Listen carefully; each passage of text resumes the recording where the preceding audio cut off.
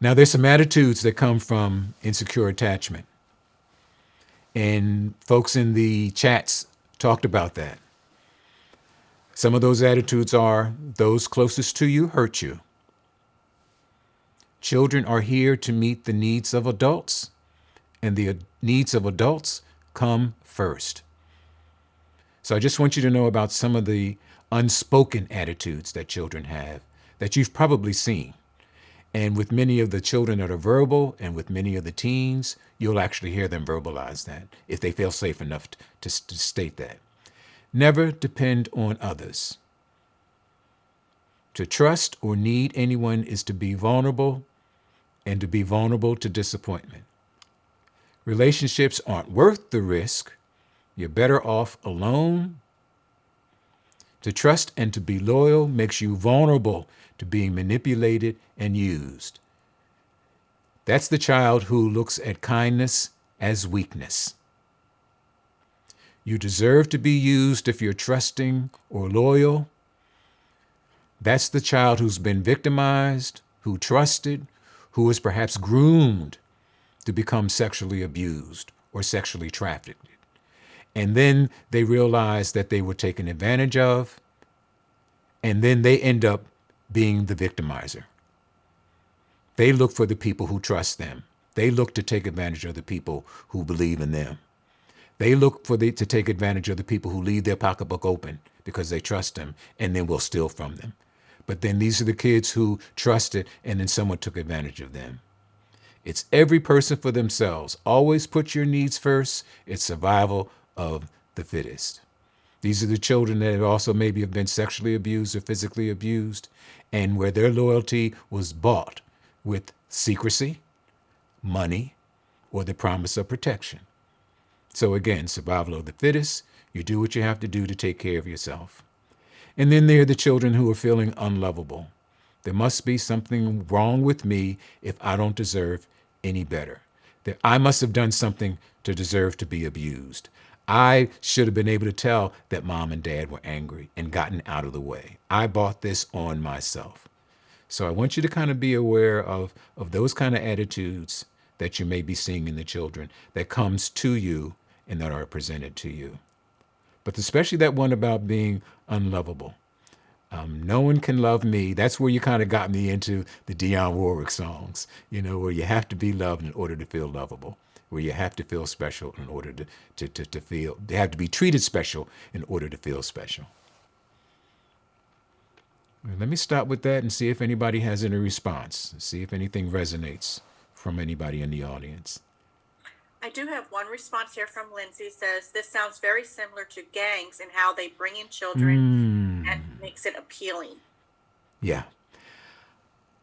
Okay. I didn't really want to talk about this, but now that Lindsay started it, and I'm going to blame you, Lindsay, okay? But when I look at, and when you read about traffickers, when you read about people who prey on other people's weaknesses, these children walk around with a sign on their chests that says, I will do anything and everything to be loved. And the pimps and the traffickers look for that unwritten sign. I will do anything to be loved. I will do anything to be made to feel good. They see that sign, they pick these children out, and these children become vulnerable to being used and manipulated. These traffickers, folks that are users, look for that sign. Just pay me a little bit of attention and I'm all yours.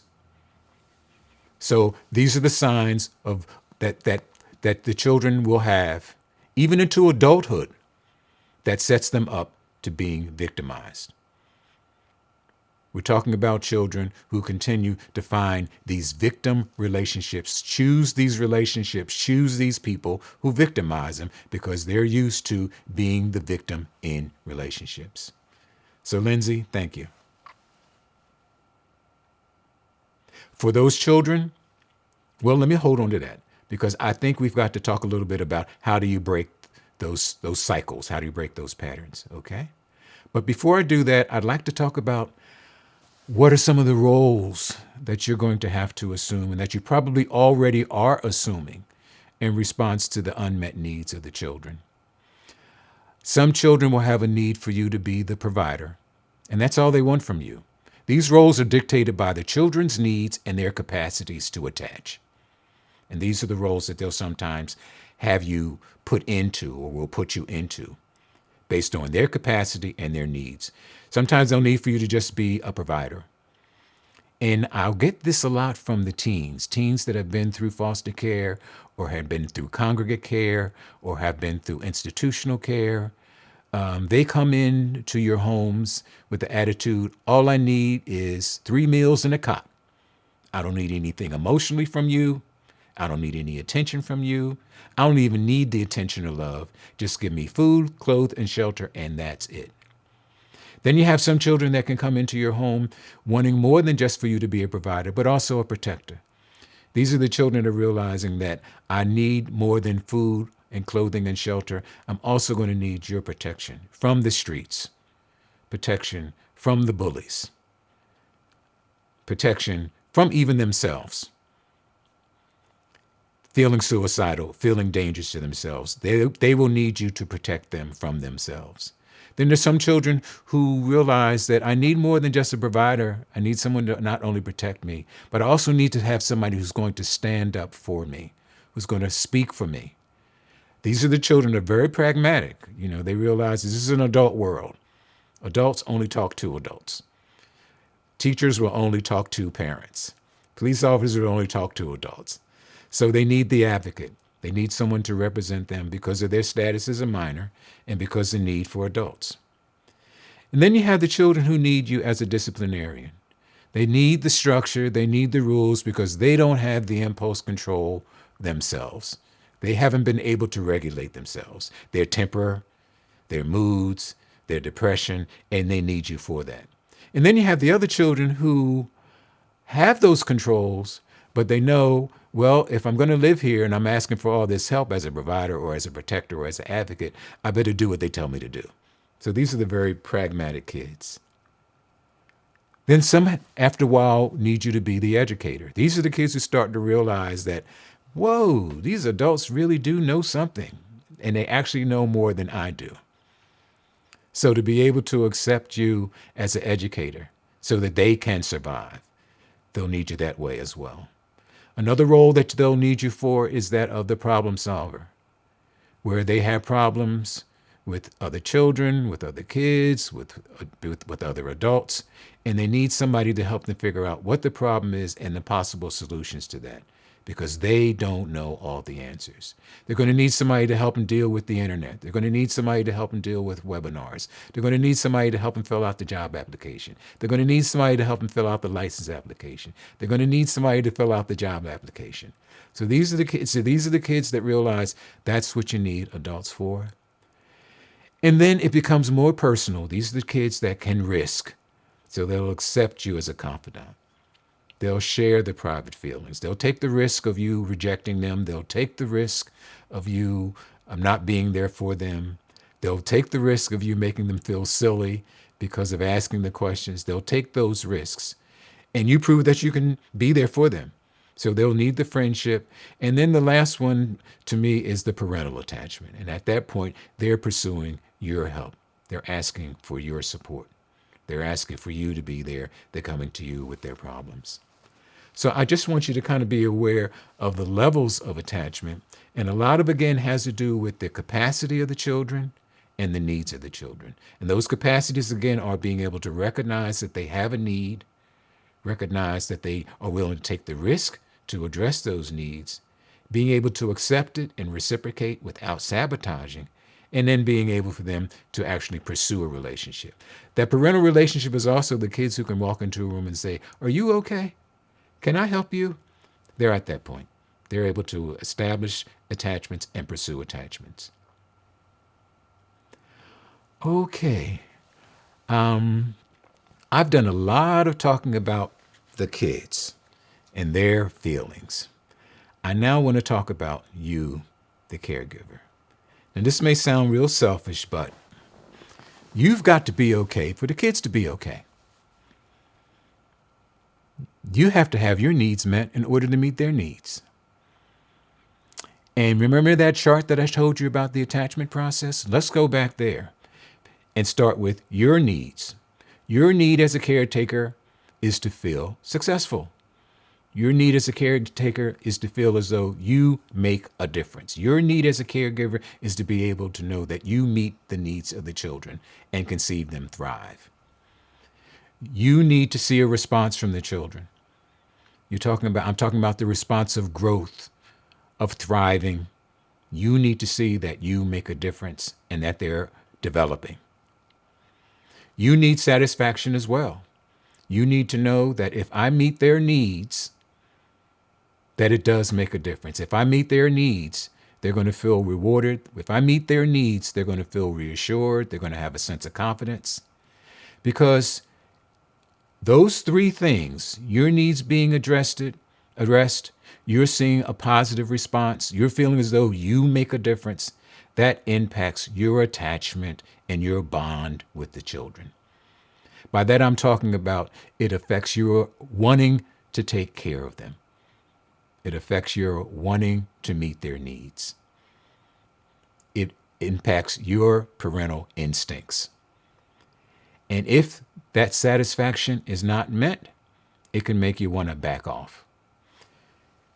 For many of the children and things that we've been talking about, they're coming in with some pretty insecure attachments. So I think it's important that you need to be prepared for these children to not be grateful, to not be appreciative, to not say not to be thankful. They'll use the words. You know how teens can say, yeah, thankful, whatever. But they don't really feel it. But look at what has happened. They've become very desensitized and they will come into relationships with you. So you need to be prepared and expect the children to not show gratitude and appreciation. And it's therefore important that you avoid what's a very natural response. When people hurt you, you want to hurt back. When people are unappreciative of you, you want to let them know. You want to tell them off. When people hurt you, you want to let them know that they're hurting you. But these are the things that you need to avoid if you've got children with insecure attachments, if you've got children who are coming in with that kind of baggage, with those kind of feelings. You need to make sure that you don't make the children, first of all, feel guilty for not showing or expressing their gratitude. They can be mannerly, but there's no real feeling behind it. And that can be just as frustrating as well. So making the child feel guilty, you want to avoid that. You want to be able to make the children know and feel that your caring for them is unconditional and that there are no strings to it. And the strings I'm talking about are being cared for is a condition and dependent on how you make me feel. You make me feel good, I'll continue to give to you. You act appreciative, then I'll continue to care for you. Because all you do is you just turn them into chameleons. All you do, if you do try that, is teach them to be manipulative and how to put on an act. So don't even put out that need. Don't expect that from them. You want to avoid making them feel that caring for them is a favor rather than a commitment. That ties into making them feel as though what you're giving them is unconditional. I do this because I owe this to you, because you are a child and because you are family. I know I'm asking you to be super mom and super dads. I know that because I'm asking you to do just the opposite of what you're feeling. But the reason is you don't want them to feel responsible for your happiness. You need to be able to make them feel that you feel successful and that your success is going to come from other adult relationships, not them. I don't need you to feel good about myself. That's what you want to communicate. I don't need to be happy. I don't need you to be happy in order for me to be happy. I don't need to feel fulfilled in order, my fulfillment is not dependent on your fulfillment. I'm the source of my support. I have other relationships that are my source of support. I'm self-assured. I have confidence in myself because I know I'm doing a good job. Even if you're acting like I'm not, I know I am. And then your ability to understand their insecure attachments. That means being able to understand how they can hurt even though you don't deserve it, and how that they can be ungrateful because of what's happened to them. So I think it's important, if nothing else out of this conversation, I think it's important to know, number one, don't expect the children to necessarily be appreciative. Expect the insecure attachment, expect those attitudes, expect those views, but don't expect the satisfaction to come from them. If anything, they need for you to model your strength, your inner peace. They need for you to model your independence. They need for you to model not needing children to feel good about yourself. They need for you to be the parent. For many of them, they've experienced reverse parenting. They need for you to be the parent and for you to be secure and for you to be grounded and to know that you're not dependent on them for your security. Now, I want to end up looking at approaches that you could begin thinking about using and conversations you can have with your children to help strengthen your attachments and to help remediate their insecure attachments. The first approach may sound strange, but be prepared to earn their trust as opposed to being ascribed their trust. It would be very easy and very natural to say, and I've heard some caregivers say, well, I'm their aunt, I'm their uncle, I'm their grandmother, I'm their grandfather, therefore they should automatically trust me. I'm their aunt, I'm their uncle, they should automatically be loyal to me. Please expect the reverse. This approach says, and in fact, I learned this from foster parents and adoptive parents, and I've heard this discussion that they have with the children. You don't know me as a parent or have any reason to trust me. So these are the things I will do to earn your trust.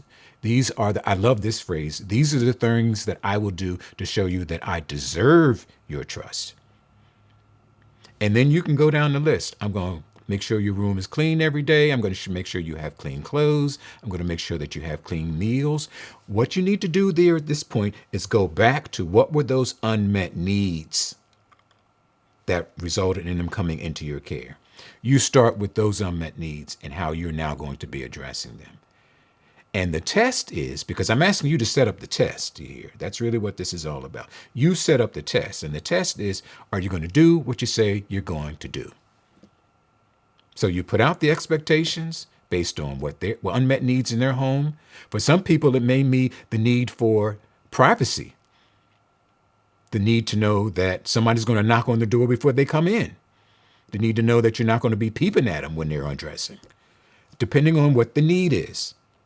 Because for some need, it might be need for boundaries. So you start with, these are the things that I'm going to give you. These are the things that you can expect of me so that I can show you that I deserve your trust.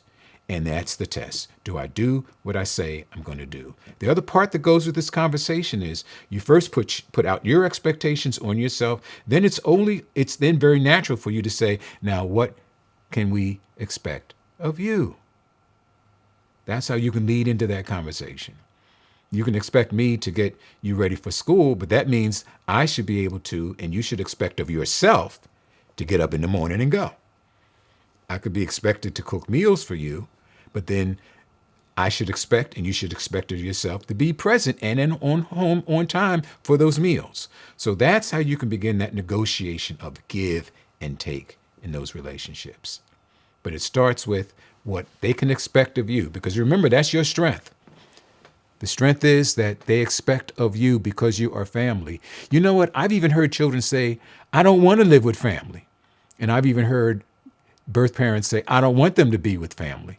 But a lot of it, if you go back to, and when I've asked the questions, why don't you want them to be with family? It usually goes back to a disappointed expectation, an unmet expectation that they had of that family member because they were family.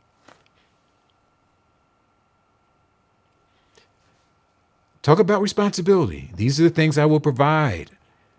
These are the things that you deserve. The key word in talking about responsibility is that they deserve. That's what's so important in addressing their insecure attachments, getting them to realize that they deserve this as a family member, that you deserve this as a child, and that I owe it to you as an adult. Those are the key parts of that conversation. What you deserve, what that expectations are, and what I owe you as a family member and as an adult. I'm thinking the importance of this conversation is for children that have experienced role reversal, where they're more of the adults than their parents, and where you're now taking on the role of an adult and where you're now modeling. You're doing more than just attaching, you're also providing a model of what should be expected of adults and what should be expected of parents. And you don't have to put down mom, you don't have to put down their dad. You're just talking about what you can expect in this house. You don't have to compare it to you don't have to get into a conversation about, well, I know your mom didn't feed you and they didn't clean you and this and that. You can avoid all that altogether. Just get into what's expected in your home based on what they didn't receive when they were with their birth parents. So that's the focus of the conversation, because you want to stay non-judgmental, because you know they still love their parents. You don't want to get into attacking them because they can get defensive. You don't want to making their parents feel less than you, because now you sound like you're competing. But if you just focus on what to expect of you and that you deserve this and what the adults in this house will do for you, that's what you want to focus on in that conversation. And then be prepared to be affectionate, be prepared to bond, be prepared to do that by establishing routines with the children. What their routines are, what they can expect, and get them to talk about what they did there and what you're going to carry over into your home. And that's what those conversations are about. This section here is for the children who are nonverbal, your infants.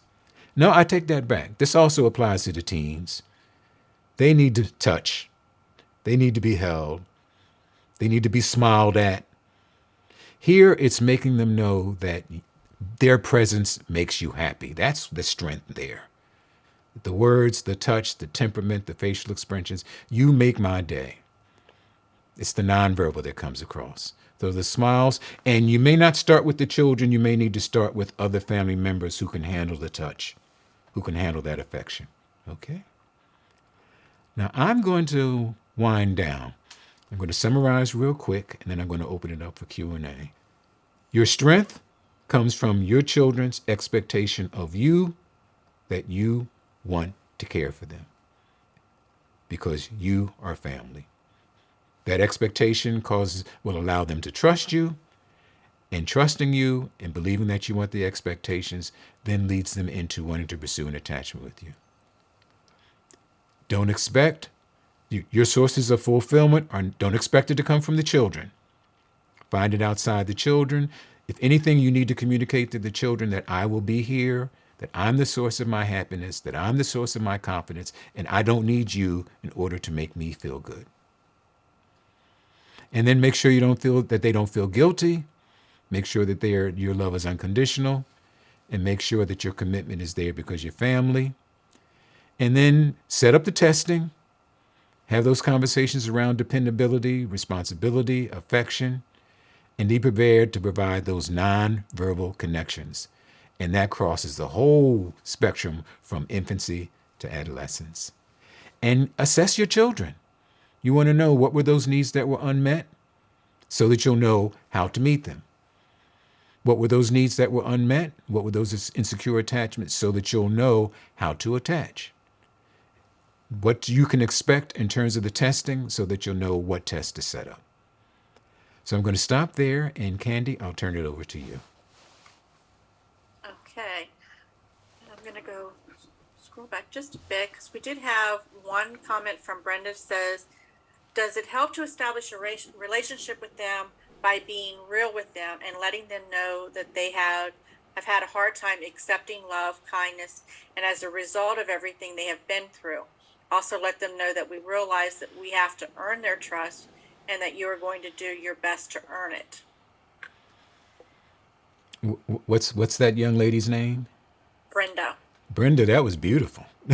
You covered everything in the summary. Letting them know how important they are, letting them know that they're deserving, letting them know that they do hurt you. Let them know that you want them to be there, because that's part of that honesty. They need to get the feedback, but they need to also know that with your expressing of the feelings, it's not about making you feel better. It's about making them do better. It's about helping them grow. as opposed to serving and making you feel okay. So yeah, all those things are real important, and I think that's a nice combination right there. You just did my summary. Thank you. Okay, it says, how can you mitigate the risks of moving a child from a foster home where they are attached to a kinship home? That's a good one. Be prepared. Oh, all right. I'll make it personal. When I first started working in adoptions, I felt that my goal was to help the children establish the same attachment with their foster parents that they should develop that same attachments with their adoptive parent. And you know what I realized after a while? You can't. Those foster parents had a much more secure attachment with the children than the adoptive parents because they knew those children first. That's who the children established those initial attachments with. So your goal is to just provide sufficient attachments. And by sufficient, I'm talking about attachments that communicate to the children that you can address their needs. You may not do as well as the foster parent, but that's not what you're shooting for. You're shooting for developing sufficient attachments, not the same attachment, to provide adequate love, to provide adequate protection, to make them feel stable, not perfectly happy, but still happy. So make your goals not to be to compete with the relative, to compete with that foster parent, but someone who can complement that foster parent. You're not trying to have the same attachment. You want to have sufficient attachment. In fact, having that conversation with the children, making it okay for them to still love that foster parent the same as they do now, to maintain that connection, and to be able to celebrate what that foster parent gave to the children, that's where you want to start. Acknowledging it, allowing them to keep that connection, talking about how are they going to still maintain that connection or those relationships, and how you can now complement it. I hope that makes sense. That was great because that actually kind of led into the other comments from Brenda that is trying to maintain those relationships with the kinship parent, even or the foster parent, even though they're now living with the kinship family. Okay, we sure got into that. Yeah. Maintain it, how to maintain it, and making sure that how you're raising the child and making sure that the foster parent supports you. So you might also want to get in touch with that foster parent to talk about being consistent, being supportive, and transferring their authority to you. And being able to say to the children, when your aunt or your uncle speak, they speak for me. The same respect that you gave for them, gave me, you now need to give them. The same trust that you gave me, you now need to trust with them as well, because they're just as competent as we are. So that's the conversation that they as the kinship parent need to have with that foster parent, just to make sure they're not competing or sabotaging, and that they're all on the same page, and to make sure that the children don't feel caught in the middle. Awesome. Brenda also comments, think it's very important to let them know let them know consistency and that you're going to do what you say you're going to do, but also let them know that there will be mistakes made and that if they can provide some grace as well as, the consistency. Yeah. They need to know that their opinions count. You need to set up a system for feedback. And you need to set up a system where they can feel safe to give you feedback. And getting them to know that what they say and what they think makes a difference. It may not change your rules and what you're going to do, but you still want to hear it. And then talk to them about how to make their complaints and issues, how to express that, because they need to know what they say is as important as how they say it. Okay, and the last question before we move on to the next session is, how do you break the cycle of manipulation and behaviors of taking advantage of others? It's interesting. I think Now, this sounded really strange. The first thing that came to my mind was, let them know you caught them. Let them know that you read them. Let them know that you've done it, been there, seen it. But don't take it personal. Do it in the form of teaching. I saw what went down. I know you. I know you tried to read me on that one. And in fact, when they get over on you, even getting back to you, you got over on me on that one. But letting them know that it was seen, that they were caught, that you experienced it, and if you've ever done it, that even makes it more personal. Well, let me tell you what I used to do and how I did that. Okay, and then talking to them about how it's easier to do things when you're just straight. Because you got to remember the lies. You got to remember the games. Okay. And then talking about them about, now, this is how I caught you. Okay. That's the other thing that kind of gets them into understanding that the manipulation doesn't work, because for every time you manipulate me, you're now setting yourself up to get manipulated as well. There's always somebody who can play the game better than you. And then finding other ways to reach your goals without having to manipulate. There's another way you could have gotten the same goal without having to play that game. Sometimes there's no shortcut. So that's the other thing that might be necessary, and talk about manipulation. But let them know that they got caught, or let them go through the whole scam or the whole game, and then backtrack it and come all the way back. Okay. Thank you so much.